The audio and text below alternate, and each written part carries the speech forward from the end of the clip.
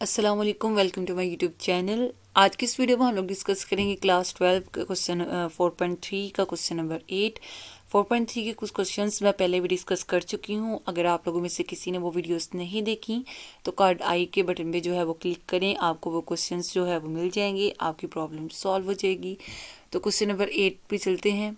Video शुरू करने से पहले अगर आप चैनल पर नहीं हैं तो चैनल को सब्सक्राइब ज़रूर करें, वीडियो लाइक और शेयर भी करें।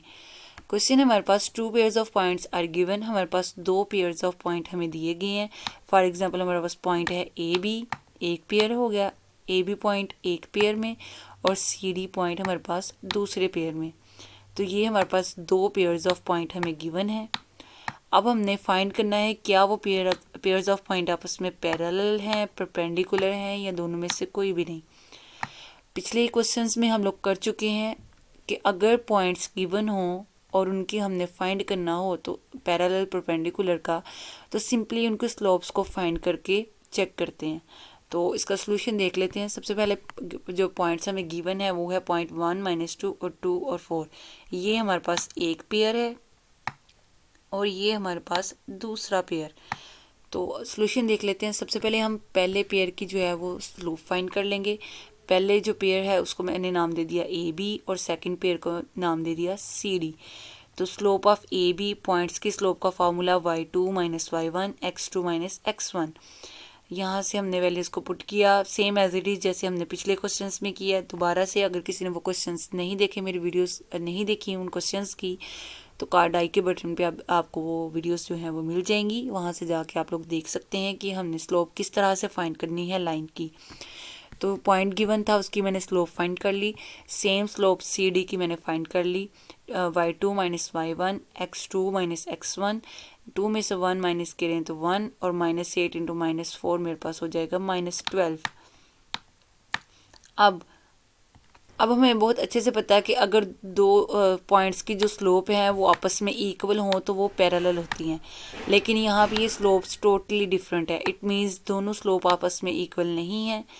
जब स्लोप आपस में इक्वल नहीं है तो ये पैरेलल नहीं है। तो पहला पॉइंट हमारा यहाँ से क्लियर हो गया कि इनके स्लोप m1 और m2 आपस में इक्वल नहीं है तो ये पैरेलल नहीं है। अब परपेंडिकुलर की ये हमारे पास कंडीशन होती है कि अगर स्लोप्स का जो प्रोडक्ट है वो -1 के इक्वल आ जाए तो वो हमारे पास परपेंडिकुलर है। क्वेश्चन नंबर 4 में हम लोग ये देख चुके हैं कि परपेंडिकुलर की ये कंडीशन है। तो m1 प्रोडक्ट लिया m1 और m2 का, वैल्यूज़ को पुट किया तो मेरे पास आंसर आ जाएगा -1/2, जो कि -1 के इक्वल नहीं है। इट मीन्स ये आपस में परपेंडिकुलर भी नहीं। तो वही यहाँ पे शो किया कि m1 product dot m2 is not equals to -1। जब ये -1 के इन स्लोप्स का प्रोडक्ट -1 के इक्वल नहीं है, इट मीन्स ये जो पेयर्स ऑफ पॉइंट है हमारे पास ए बी और सी डी, ये हमारे पास परपेंडिकुलर नहीं है। तो ए बी और सी डी ना ही हमारे पास परपेंडिकुलर है और ना ही ये पैरेलल।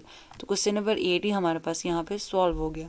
क्वेश्चन नंबर 9 है हमारे पास। हमने इक्वेशंस फाइंड करनी है।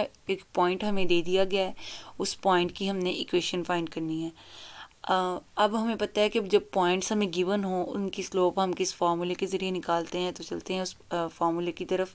पार्ट 1 में हमें बोला गया है the horizontal line through point 7 - 9। एक हॉरिजॉन्टल लाइन है जो 7 - 9 से पास कर रही है। सोल्यूशन देख लेते हैं इसका। अब देखिए हॉरिजॉन्टल लाइन है, ये अल्फा है। अगर लाइन हॉरिजॉन्टल है इट मींस वो एक्स एक्सिस के पैरेलल है।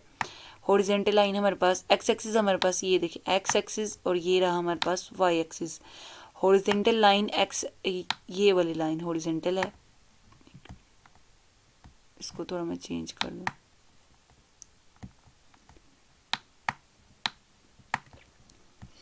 ये जो अभी मैं ग्रीन में जो है उसको ड्रॉ करूँगी, ये मेरे पास हॉरिजॉन्टल लाइन है और रेड वाला ये वाला मेरे पास जो है वो एक्स एक्सिस। कोई भी हॉरिजॉन्टल लाइन हमेशा एक्स एक्सिस के पैरेलल ही होगी। तो अगर वो एक्स एक्सिस के पैरेलल है इट मीन्स वो एक्स एक्सिस के साथ ज़ीरो का एंगल बना रही है। तो एंगल अल्फ़ा जो है वो हमारे पास ज़ीरो आ जाएगा। स्लोप ऑफ टेंजेंट मुझे पता है tan ऑफ अल्फ़ा यानी tan ऑफ थीटा के इक्वल होती है। पहले भी हम लोग डिस्कस कर चुके हैं इस चीज़ को। तो स्लोप ऑफ लाइन मेरे पास tan ऑफ अल्फ़ा के इक्वल, अल्फ़ा की वैल्यू क्योंकि 0 है तो tan of 0 is equal to 0, तो स्लोप हमारे पास 0 हो जाएगी। अब अगर हमें एक पॉइंट दिया जाए और हमने उसकी इक्वेशन निकालनी हो तो हम सिंपली ये फार्मूला अप्लाई करते हैं y माइनस y1, उस पॉइंट का y1, और स्लोप x माइनस x1। यहाँ पे जो y1 और x1 है ये वो पॉइंट है जो हमें गिवन है, यानी ये वाला पॉइंट। तो इन वैल्यूज़ को यहाँ पे पुट करेंगे, y2 की जगह, y1 की जगह हम -9 और x1 की जगह हम लगाएंगे 7। स्लोप क्योंकि मेरे पास 0 है, 0 मल्टीप्लिकेशन के बाद 0 आंस देगा, तो y इज इक्वल टू -9। तो हमारे पास हमारे पास इक्वेशन बनती है एक ऐसी लाइन की जो हॉरिजॉन्टल लाइन है और इस किसी भी पॉइंट से पास कर रही है। तो ये हमारे पास, अब हमारे पास जो सेकंड पार्ट है वर्टिकल लाइन है एक पॉइंट के ऊपर। अगर हमारे पास कोई वर्टिकल लाइन हो और इस पॉइंट से पास कर रही हो तो हमने उसकी इक्वेशन जो है वो क्या होगी वो देख लेते हैं। सबसे पहले हम इसका कॉन्सेप्ट देख लेते हैं। ये हमारे पास y एक्सिस और ये हमारे पास x एक्सिस। तो अगर अब मैं थोड़ा रेड में कर लेती हूँ, एक वर्टिकल लाइन है, vertical line means x axis के बिल्कुल परपेंडिकुलर, यानी x एक्सिस के साथ 90 के एंगल बना रही है। तो अल्फ़ा की वैल्यू इस टाइम पे जो है वो 90 डिग्री हो जाएगी। Same as it is slope की value is equal to tan of alpha की इक्वल।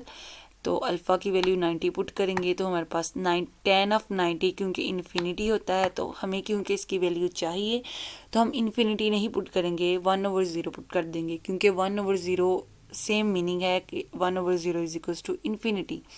तो हम यहाँ पे 1/0 इसकी जगह लगा लेंगे। अब पॉइंट हमारे पास जो है वो ये गिवन है। दोबारा से उस इक्वेशन जो हमारे पास लाइन ऑफ इक्वेशन का फॉर्मूला है वो लगाएंगे। y माइनस y1, यहाँ पे दोबारा से y1 और x1 वो पॉइंट है जो हमें गिवन है, और स्लोप हमारे पास आ गई 1/0। वैल्यूज़ को पुट करेंगे। 0 इस साइड, 0 का हम दूसरी साइड पे ले आएंगे इस साइड पे, क्योंकि इस साइड पे रहा तो इन्फिनिटी बन जाएगा। 0 को जब हम इस साइड पे लेके आए हैं तो y की सारी वैल्यू 0 हो जाएगी। x plus 5 is equal to 0, x की वैल्यू 5 आ गई।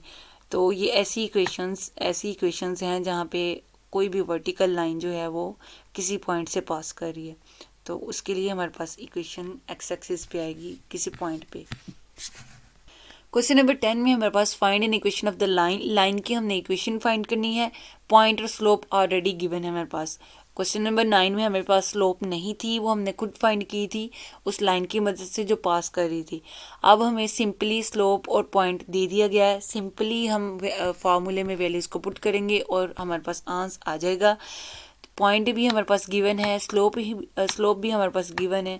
तो हम क्या करेंगे, फार्मूला लगाएंगे। हमारे पास जो स्लोप लाइन का फार्मूला है y minus y1 m x minus x1। y1 और x1 हमारे पास वो पॉइंट्स हैं जो गिवन है, और m हमारे पास स्लोप है वो भी हमें गिवन है। सिंपली वैल्यूज़ को पुट करेंगे y और x की फॉर्म में, हमारे पास इक्वेशन को जो है वो सिंप्लीफाई करके ये हमारे पास आंसर आ जाएगा। अब हमारे पास जो है वो एक पॉइंट है 8 माइनस 3 और स्लोप हमारे पास 0। तो इसको देख लेते हैं ज़रा। पॉइंट और स्लोप दोबारा से वही formula y minus y1 m into x minus x1। y1 और x1 वो पॉइंट है जो हमें गिवन है, m यहाँ पे हमारे पास स्लोप है। वैल्यूज़ को पुट करेंगे, 0 की वजह से ये सारी वैल्यू 0 हो जाएगी।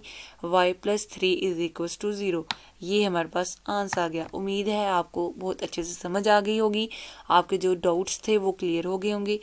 वीडियो को लाइक ज़रूर करें, शेयर करें, और अगर चैनल को सब्सक्राइब नहीं किया तो चैनल को सब्सक्राइब भी करें, और नेक्स्ट वीडियोज़ के लिए भी हमारे चैनल को देखते रहें। अल्लाह हाफिज़।